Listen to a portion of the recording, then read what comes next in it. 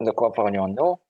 Bon, on avait dit que on avait fait la définition de l'insuffisance cardiaque, on avait vu les types d'insuffisance cardiaque, certaines situations spécifiques qui sont l'insuffisance cardiaque à, à débit Oui. élevé Oui. et l'insuffisance cardiaque l'insuffisance cardiaque purement droite. Donc, on va, on va revoir également les signes cliniques. Les signes fonctionnels, c'est la dyspnée dont on va évaluer la sévérité par la classification de la NYHA. Euh, les signes physiques sont principalement les signes de congestion. Pour ce qui est de l'insuffisance cardiaque droite, vous les connaissez, c'est les œdèmes des membres inférieurs, l'acide, l'hépatomégalie, reflux hépatojugulaire, turgescence des jugulaires, euh, le polysérite. Pour l'insuffisance cardiaque gauche, les signes de congestion vont se faire en amont du ventricule gauche, c'est-à-dire au niveau des poumons, et donc on aura une augmentation des pressions hydrostatiques du poumon, au niveau du poumon, et donc on aura des râles crépitants, et on peut avoir également un épanchement pleural. Sur le plan des signes physiques, des signes de l'auscultation cardiaque, on a principalement les bruits de galop B3 et B4. B3, c'est proto, il est protodiastolique et B4, il est présystolique. Présystolique, c'est-à-dire qu'il vient en fin de diastole. Donc B3, c'est, il traduit l'irruption du cœur, du sang dans la cavité cardiaque avec une pression de remplissage élevée. Donc, il traduit une élévation des pressions de remplissage. Pardon, docteur. Oui, On parle de l'insuffisance cardiaque de façon générale, droite ou oui, de gauche? manière générale. Oui, oui. Ok. B4, il traduit en fait, lorsqu'on entend un bruit de galop B4, on est en train d'entendre la systole atriale. Donc, la systole atriale, c'est faite sur un cœur de compliance diminuée. Et donc, c'est également un signe d'élévation des pressions de remplissage. Et donc, ce sont un signe de dysfonction diastolique. C'est pour ça qu'on peut l'avoir. On peut avoir ces signes en cas d'insuffisance cardiaque. Fraction d'éjection altérée ou préservée. Donc, pour ce qui est du diagnostic, on ne va pas bien sûr se passer d'un ECG. À l'ECG, qu'est-ce qu'on va voir? Il n'y a pas de signe ECG spécifique de l'insuffisance cardiaque, mais il va traduire l'étiologie de l'insuffisance cardiaque. Si on a par exemple de la nécrose, c'est que l'insuffisance cardiaque est d'origine ischémique. S'il y a de l'HVG, c'est que l'insuffisance cardiaque, elle peut être due à de l'hypertension, à l'HVG de l'hypertension pulmonaire, de l'hypertension artérielle, ou la cardiomyopathie hypertrophique, ou un rétrécissement aortique, ou une valvulopathie. S'il y a une dilatation, par exemple en cas de valvulopathie induisant une dilatation du ventricule gauche, on va également voir de l'HVG. Insuffisance. Euh, Hypertrophie myocardique et dilatation du ventricule gauche, les deux vont se voir à l'ECG sous forme d'HVG. Parce que hypertrophie ventriculaire gauche, c'est un terme électrocardiographique. Elle peut D'accord. être systolique. Vous avez fait le CG pathologique. On l'a Oui. dit. À l'ECG. À l'ECG. On a deux types d'HVG selon les troubles de la repolarisation. Oui. L'HVG systolique, elle traduit une augmentation de la masse myocardique. L'HVG diastolique, elle traduit une dilatation. Oui. D'accord? Oui. Et donc, par exemple, en cas d'insuffisance cardiaque due à une cardiomyopathie hypertrophique, on aura une HVG systolique parce que c'est la masse myocardique qui est à l'ECG. Avec une Et en cas ici. d'insuffisance cardiaque due à une insuffisance mitrale, il n'y a pas d'hypertrophie ventriculaire à proprement dit. Le myocarde, mange à Hirshan. Il y a juste une dilatation. Mais à l'ECG, qu'est-ce qu'on va voir? Une HVG diastolique. C'est une affaire de terminologie. Sur le plan anatomique, on peut avoir une dilatation ou une hypertrophie. L'hypertrophie, elle va prédominer au niveau du muscle. Une dilatation, c'est-à-dire que c'est un muscle normal, mais qui est dilaté. Ça, c'est sur le plan anatomique. Mais sur le plan électrocardiographique, il n'y a qu'un seul terme qu'on peut utiliser, c'est celui d'HVG. Et donc, on les a départagés entre HVG systolique Systolique et diastolique. et diastolique. La même chose pour le téléthorax. On ne peut pas parler d'HVG au téléthorax. On va parler que de dilatation. Une dilatation d'un arc. D'accord? D'accord. Ça, euh, ça, c'est pour le CG. Donc, il va nous renseigner sur une pathologie sous-jacente. Ça peut être des signes d'hypertrophie ventriculaire droite, si notre insuffisance cardiaque est due à un cœur pulmonaire chronique. Ça peut être des signes, je ne sais pas, quelle que soit l'étiologie, on peut avoir des signes à l'ECG qui traduisent cette étiologie. Mais rien n'est spécifique. Et bien sûr, l'échocardiographie. Elle va bien sûr nous renseigner sur la fraction d'éjection. Ça nous permettra de savoir dans quel type d'insuffisance cardiaque on est en train de, quel type d'insuffisance cardiaque on est en train de traiter. Elle va nous donner les pressions de remplissage. Après, c'est les valvulopathies, parce que les valvulopathies peuvent être la cause de l'insuffisance cardiaque, comme elles peuvent être secondaires, par exemple une IM fonctionnelle. L'insuffisance mitrale fonctionnelle, elle est due à la dilatation du ventricule gauche. Et vous le savez, un ventricule gauche dilaté peut, par dilatation de l'anneau, l'anneau tel la valve mitrale, lorsque HADA il se dilate, on aura une IM. C'est compris? Oui. Oui. Ça va. On va rechercher également, on va apprécier le débit cardiaque pour savoir est-ce que le patient n'est pas en situation de bas débit. Et donc, on va également voir la veine cave inférieure. Si elle est dilatée, c'est un signe de congestion.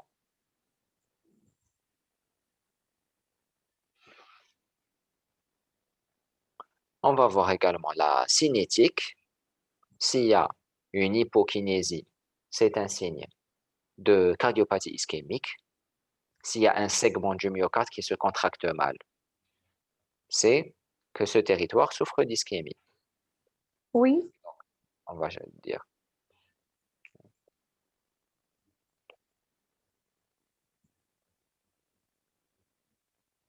Donc, l'examen clé du diagnostic de l'insuffisance cardiaque est bien entendu l'échocardiographie. On a également le dosage des marqueurs cardiaques qui sont des BNP et NT-proBNP. BNP HADA, il a une fonction. Le NT-proBNP, il est plus facile à doser, mais il n'a aucune fonction. BNP, comme son nom l'indique, bon, comme son nom ne l'indique pas, c'est le mot Brain Natriuretic Peptide, parce qu'il a été individualisé au niveau du cerveau.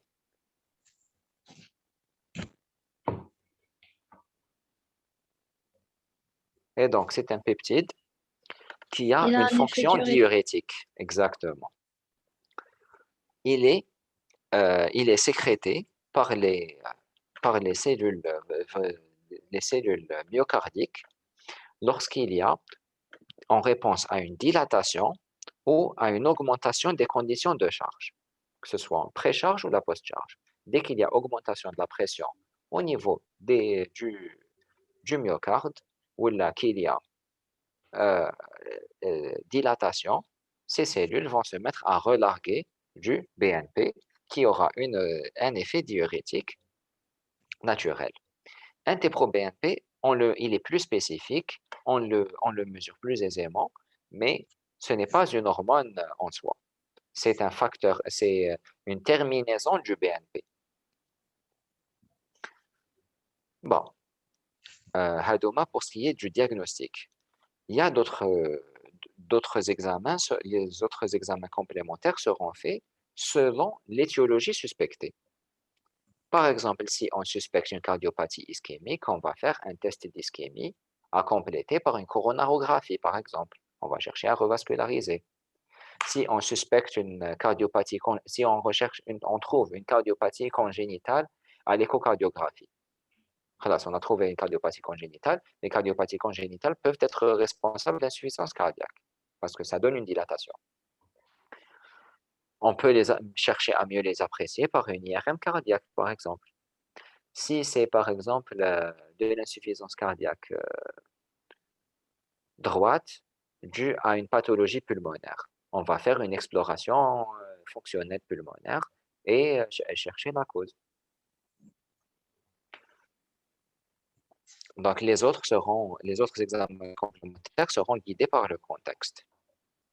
Et bien entendu, il ne faut pas oublier qu'il faut un bilan complet.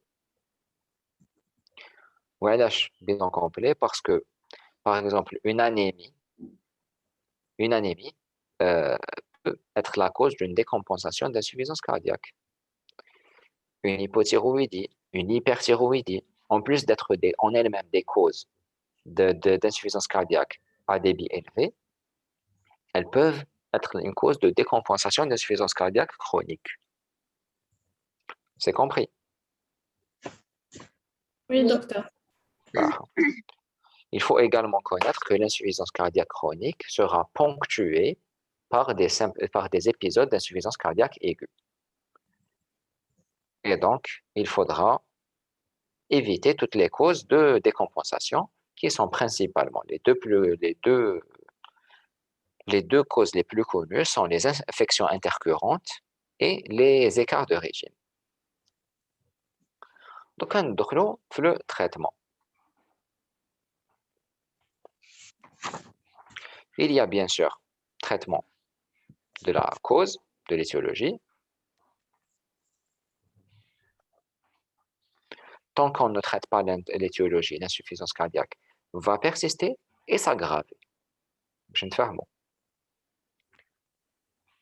Il y a également la correction des facteurs de risque et des règles hygiéno-diététiques. Donc, correction et règles hygiéno-diététiques. La principale règle hygiéno-diététique à observer, c'est le régime sans sel strict. معناتها خبز مسوس والماكلة مسوسة.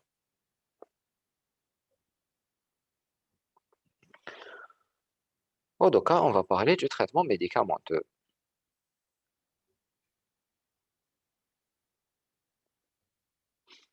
Le traitement médicamenteux, عندك les traitements de l'insuffisance cardiaque, qui sont en nombre de 4. 4 familles. IEC, ARA2, bêta-bloquant, inhibiteur des récepteurs aux minéralocorticoïdes,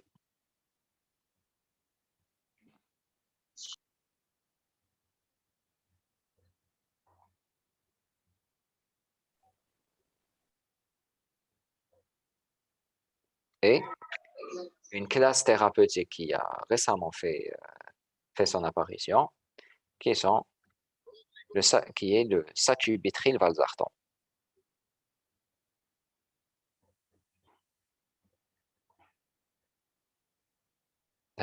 c'est un traitement wahdo qui est une bithérapie. Le valsartan, c'est un ARA2 et le sacubitril, c'est un inhibiteur de la néprilysine. La néprilysine hadia, elle est faite pour dégrader le BNP.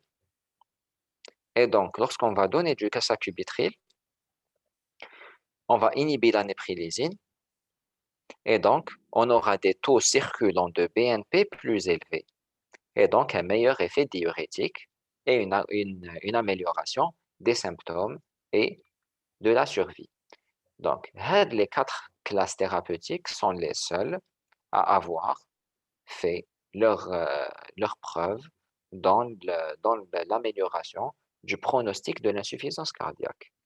Et quand je dis les classes thérapeutiques et quand je dis insuffisance cardiaque, c'est insuffisance cardiaque à fraction d'éjection altérée. Uniquement. L'insuffisance cardiaque à fraction d'éjection préservée, d'accord? À ce jour, il n'y a pas de traitement de l'insuffisance cardiaque à fraction d'éjection préservée. Mis à part Allahumma illa, les diurétiques qui vont diminuer les signes de congestion. Mais on va parler des diurétiques et je vais vous expliquer que ce ne sont pas un traitement de l'insuffisance cardiaque, mais un traitement des symptômes de l'insuffisance cardiaque. L'insuffisance cardiaque à fraction d'éjection altérée. On a des œdèmes, on a de la congestion et pourtant, le furosémide ne fait pas partie des traitements de l'insuffisance cardiaque. C'est un traitement de la congestion parce qu'il n'a pas fait ses preuves dans l'amélioration de la survie des patients présentant une insuffisance cardiaque à fraction d'éjection altérée. C'est compris? Oui. Ça, on va parler du mécanisme d'action de chacune de ces molécules. Pour ce qui est des IEC ARA2, à l'état physiologique, le principal mécanisme de compensation de l'insuffisance cardiaque, c'est l'activation du système rénine-angiotensine-aldostérone. Ça faut la cascade. Ah oui, La rénine, cascade, angiotensine 1, voilà, angiotensine diminution du débit cardiaque, diminution du débit de filtration, du débit de filtration glomérulaire, sécrétion de rénine, et elle va transformer l'angiotensinogène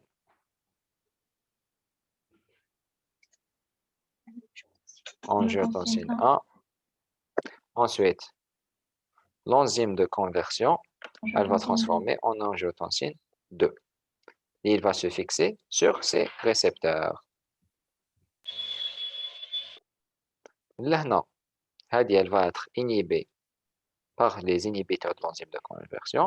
Les récepteurs, ils vont être inhibés par les ARA. ARA2, inhibiteurs de la récepteur de l'angiotensine 2. Pourquoi chercher à inhiber les récepteurs alors que c'est un mécanisme de compensation? Le souci, c'est que le système rénine-angiotensine-aldostérone est un mécanisme de compensation dans l'aigu. Dans le chronique, il a des effets délétères sur le myocarde. Why parce que cette angiotensine 2, elle a une action profibrosante sur le myocarde. Et donc, au long terme, on aura une altération de la fonction une altération de la fonction systolique et systolodiastolique du cœur, et on aura un remplacement du tissu contractile du myocarde par de la fibrose.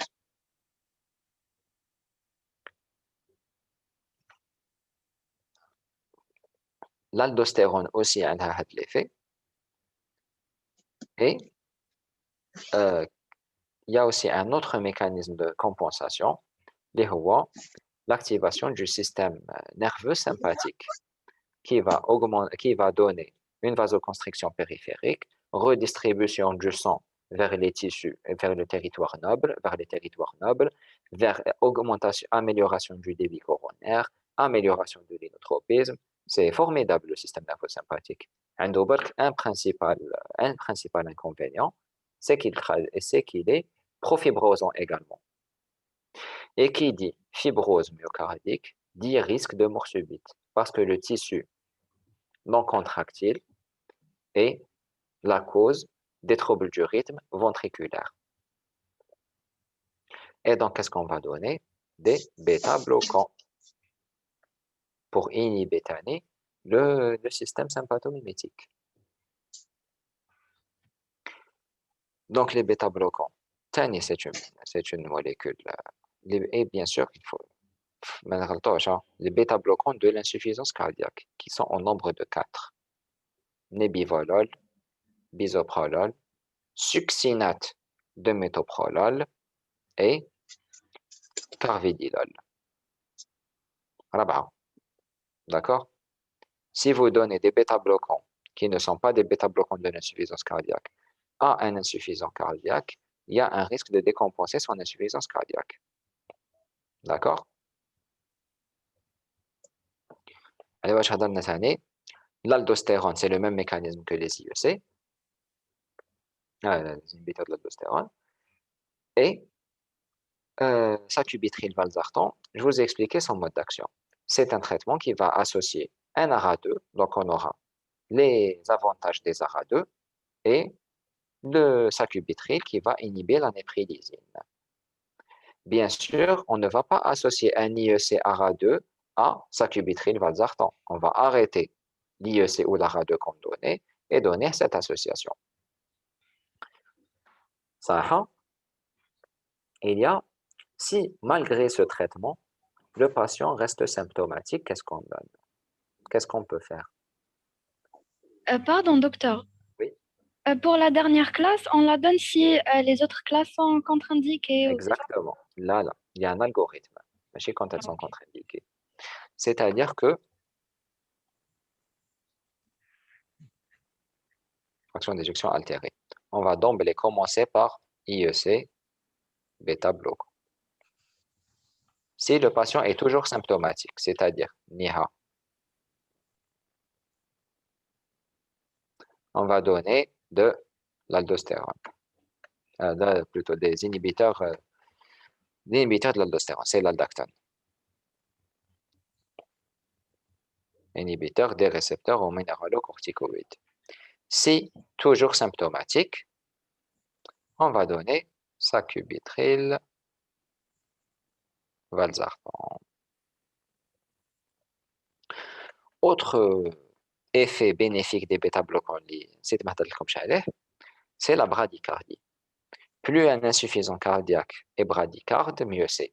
C'est parce que le remplissage myocardique va mieux se faire et il y aura diminution du remodelage myocardique.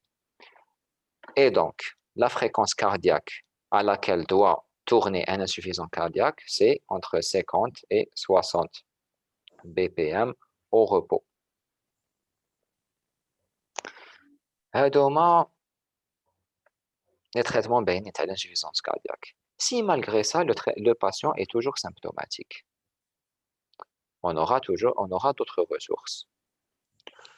Donc,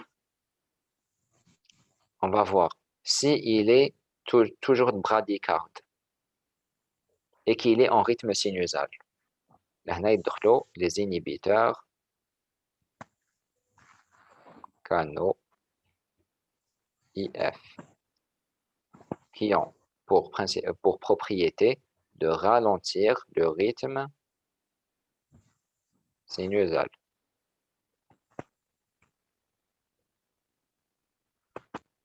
واش عندنا تاني la resynchronisation.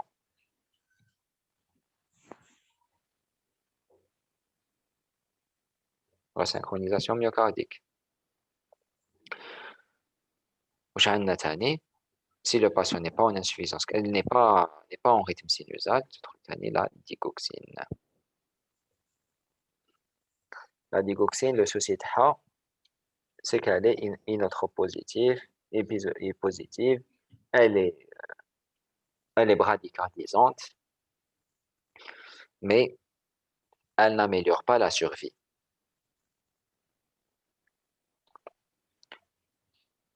Donc, je vais vous expliquer. Qu'est-ce que la resynchronisation? La place des diurétiques et la place de la prévention des troubles du rythme ventriculaire. Les diurétiques. Vous devez sûrement vous demander comment ça se fait le furosémide, alors que les insuffisants cardiaques sont sous furosémide, la plupart. Le furosémide n'est pas un traitement de l'insuffisance cardiaque. Point barre. C'est un traitement de la congestion. C'est-à-dire que lorsque le patient a des symptômes en faveur de congestion, des œdèmes des membres inférieurs, une acide, des râles crépitants, on donne du furosémide. Mais ce furosémide ne va pas améliorer sa survie, il va améliorer ses symptômes. D'accord? Lorsqu'on va chercher à arriver aux doses max des traitements de l'insuffisance cardiaque, à savoir IEC, bêta-bloquant, là, on a les doses max, ou le patient a des signes de congestion, on va donner du furosémide. Et lorsqu'on va, à mesure qu'on augmente la thérapeutique de l'insuffisance cardiaque, à chaque fois que le patient se sent mieux, on va chercher à diminuer les diurétiques. Ou là, au mieux, à garder une dose stable. Et à chaque fois qu'il va faire des décompensations, qu'il y aura augmentation des signes de congestion, qu'il va être de plus en plus gêné, sa symptomatologie, on va augmenter les doses de furosémide. Deuxième chose,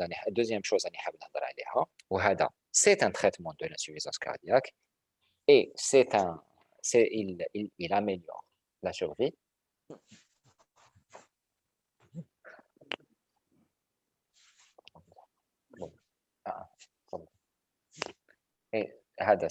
C'est un traitement de l'insuffisance cardiaque, c'est la prévention des troubles du rythme ventriculaire qui se fera par l'implantation d'un défibrillateur automatique implantable.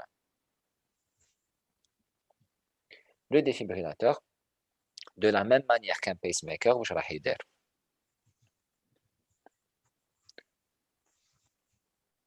une sonde derrière le VD.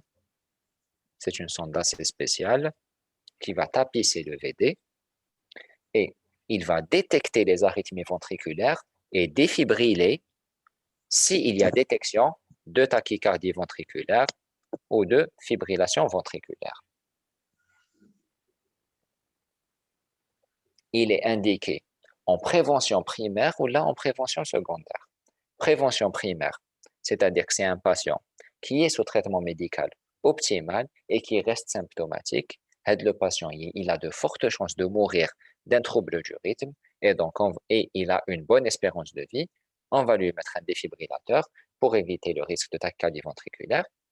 Ou là, en prévention secondaire, c'est-à-dire que c'est un patient qui a déjà survécu à un trouble du rythme ventriculaire et qui est en insuffisance cardiaque, il va bénéficier d'un défibrillateur automatique.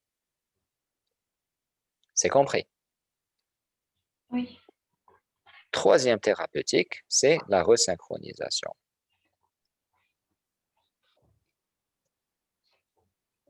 Je fais le défibrillateur d'ailleurs. Il y a une principale indication de la resynchronisation qui est l'élargissement du QRS avec aspect typique de BBG avec QRS supérieur à 150 millisecondes. C'est l'indication la plus acceptée, celle où la resynchronisation aura le plus de bénéfices. عندك un aspect de BBG, parce que la dilatation, il va se dilater notre myocarde, on aura une altération des voies de conduction Et donc, la partie, elle va se dilater, elle va se dépolariser de proche en proche, parce que les voies de conjonction de la branche gauche auront été lésées. Et donc, à l'ECG, on aura un aspect de BBG. Le souci avec la désynchronisation, c'est que l'efficacité de l'éjection myocardique sera altérée. Et donc, qu'est-ce qu'on peut proposer aux patients? De la même manière qu'un pacemaker, on va mettre une sonde dans le VD, une sonde dans l'oreillette et une sonde la paroi la plus latérale du ventricule gauche, à travers le sinus coronaire.